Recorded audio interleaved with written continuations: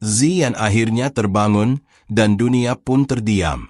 Kekuatan sejati Kaisar Naga memancar dari tubuhnya, menggetarkan langit, menundukkan semua yang ada. Hari itu, lahirlah sang penguasa baru.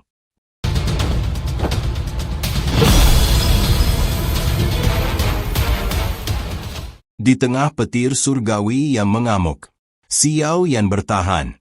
Setengah bulan meditasi, satu ledakan kekuatan.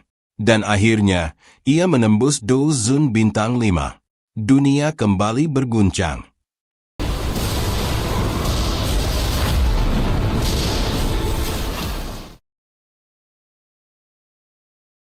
Xian akhirnya terbangun.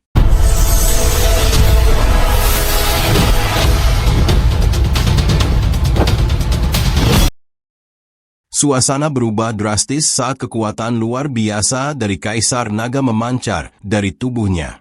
Semua yang menyaksikannya terdiam, terkesiap, terengah-engah. Ini bukan hanya kekuatan biasa, ini adalah kekuatan sejati dari seorang Kaisar Naga. Dan dengan itu, lahirlah sang penguasa baru. Selamat datang Kaisar Naga. Ucapan ini menggema berulang-ulang seolah seluruh dunia ikut mengumumkan kebangkitan sang kaisar. Sekarang, semua tunduk pada komando sang Kaisar Naga. Kemudian Xian dengan kekuatannya menekan para pemberontak.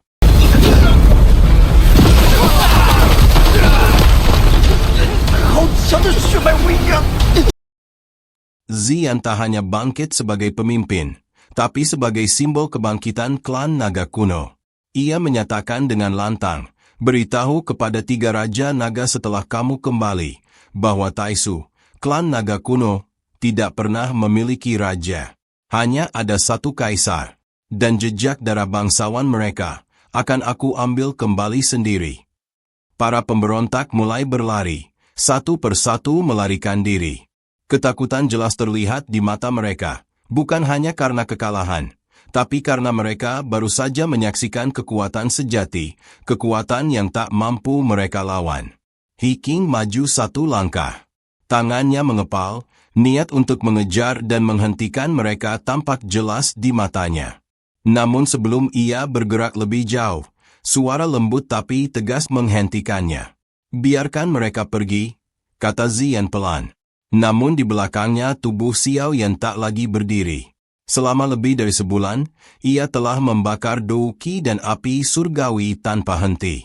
Tubuhnya sudah melewati batas kekuatan manusia. Dan akhirnya ia roboh. Tak sadarkan diri. Pingsan di tengah sunyi.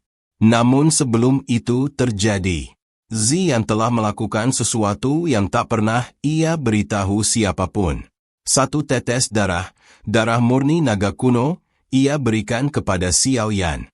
Darah itu kini menyatu dalam dirinya, memperbaiki, menguatkan, dan mungkin membangkitkan sesuatu yang jauh lebih besar di dalam Xiao Yan. Xian, kamu baik-baik saja, ucap Xiao Yan. Lalu tetua Chuli dan senior He King juga hadir, menyampaikan bahwa sang kaisar baik-baik saja, meski masih perlu menyerap sisa energi dari buah asal-usul Kaisar Naga. Sementara itu, perubahan juga terjadi pada Xiao Yan. Xian menyuntikkan sebagian kecil kekuatan Kaisar Naga ke tubuhnya. Xiao Yan kini memiliki kekuatan misterius yang bisa diaktifkan, yaitu armor tulang Raja Naga, armor pertahanan tertinggi dari klan naga kuno. Armor ini bukan armor biasa, kata salah satu tetua. Dengan ini, kamu bahkan bisa menghadapi istana jiwa Jiu Tianzun tanpa terluka parah. Kaisar Naga masih dalam pengasingan, dan Nona Qinglin belum keluar dari makam naga kuno. Karena itu, Xiao Yan pun memilih untuk tinggal beberapa hari. Waktu pun berlalu. Xiao Yan akhirnya tiba lembah Guntur. Ia harus menjinakkan kekuatan Guntur di sana untuk meningkatkan dan memperbaiki boneka tempur. Kekuatan Guntur di lembah itu sangat kuat. Jika bukan karena api aneh dalam dirinya, ia sudah menjadi abu. Guntur di tempat itu cukup untuk memperbaiki boneka langit dan meningkatkan kekuatan tempur boneka baru. Tapi dia tahu, ia tak boleh bergantung penuh pada kekuatan luar. Ia harus menyempurnakan kekuatan guntur itu dengan api aneh, agar bisa naik ke Dou Zun bintang 5.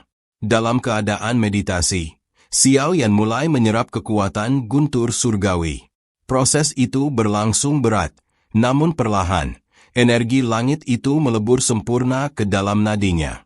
Setengah bulan kemudian, alam bergetar pelan. Aura kuat menyelimuti seisi lembah. Xiao Yan akhirnya menembus ke Dou Zun bintang 5. Sebuah lompatan besar yang menggetarkan fondasi kekuatannya. Bukan hanya itu, boneka langit yang sebelumnya rusak, kini berhasil diperbaiki. Bahkan, bukan sekadar pulih, kekuatan tempurnya juga mengalami peningkatan pesat, sebuah senjata baru yang siap menebas musuh-musuh Xiao Yan di masa depan. Tiba-tiba, fluktuasi energi yang sangat kuat muncul dari bawah danau. Air bergolak, dan dari kedalaman, kilatan petir berbentuk ular raksasa menyala terang, liar, buas, dan siap membakar siapapun menjadi abu hanya dalam satu sentuhan. Dari kejauhan, seseorang berlari panik ke arah Xiao Yan. "Bisakah kau membantuku?" teriaknya, napas tersengal. Xiao Yan menoleh, bingung. "Apa-apaan ini? Aku bukan siapa-siapa." Namun masalah tak memberi waktu untuk menjawab. Petir ular mengejar mereka dengan kecepatan luar biasa. Langkah mereka tak lebih cepat dari kilat, tapi Xiao Yan, dengan ketenangan dan kekuatannya, akhirnya berhasil melepaskan diri dari kejaran maut itu. Ketika suasana mulai tenang, seorang lelaki tua muncul dari balik kabut. Dengan senyum misterius, ia memperkenalkan diri. "Namaku Wang." Orang tua itu mengajak Xiao Yan bekerja sama, menyelami kedalaman Thunder Pool, tempat di mana petir abadi disegel. Tapi insting Xiao Yan berkata lain. Ada sesuatu yang aneh dari lelaki itu. Dan akhirnya, mereka pun berpisah. Tak lama setelah perpisahan itu, energi di sekitar Xiao Yan kembali bergolak, membuat suasana menjadi tegang. Tiba-tiba, sosok yang sudah tidak asing muncul menghampiri. Senior He King. Dengan suara penuh perhatian, ia bertanya, "Apa kau baik-baik saja?" Xiao Yan menghela napas dan tersenyum tipis. "Tenang, ini cuma kecelakaan kecil." He King mengangguk lega, lalu bergurau. "Syukurlah. Kalau tidak, Tuan Kaisar Naga pasti akan mengulitiku hidup-hidup." Dengan itu, He King membawa Xiao Yan menuju Istana Naga Timur. Kabar baik datang dari makam naga kuno. Xiao Yan berhasil mencapai Dou Zun bintang 5, dan King Lin juga telah memurnikan jiwa ular langit berkepala 9. Meski begitu, Xian masih tertidur. Masih butuh waktu untuk menyerap penuh kekuatan buah asal Kaisar Naga. Xiao Yan pun bersiap untuk pergi. Sudah terlalu lama ia meninggalkan gurunya, menapaki jalannya sendiri di dunia yang luas dan penuh bahaya. Namun sebelum berpisah, sebuah benda kecil diberikan padanya, sebuah slip giok yang berkilau. "Kalau suatu saat kamu ingin datang ke Pulau Naga di masa depan, cukup hancurkan ini," kata tetua Juli dengan suara tenang. "Portal akan membawamu langsung ke sini." Dengan perasaan haru dan penuh tekad, Xiao Yan menyimpan slip itu dengan hati-hati. Kembali ke pavilion Falling Star, ia segera melapor kepada gurunya. "Guru, saya sudah kembali, dan saya telah mendapatkan banyak hal, pelajaran, pengalaman, dan kekuatan baru." Sang guru tersenyum. Lalu Venerable Feng berkata, "Hebat, kamu benar-benar luar biasa, bisa terlibat dengan klan naga kuno Taisu." Lalu, sang guru memberi kabar baik kepada Xiao Yan, sebuah berita tentang sebuah kekuatan legendaris yang tak mudah didapatkan, tapi setan teratai murni. Perjalanan Xiao Yan belum berakhir, dan kekuatan Kaisar Naga baru saja bangkit. Dunia sedang berubah, dan pertarungan yang lebih besar tengah menanti. Jangan lewatkan kelanjutannya. Klik like jika kamu suka ceritanya. Subscribe sekarang, dan aktifkan lonceng notifikasi. Karena bab selanjutnya akan lebih dahsyat dari sebelumnya.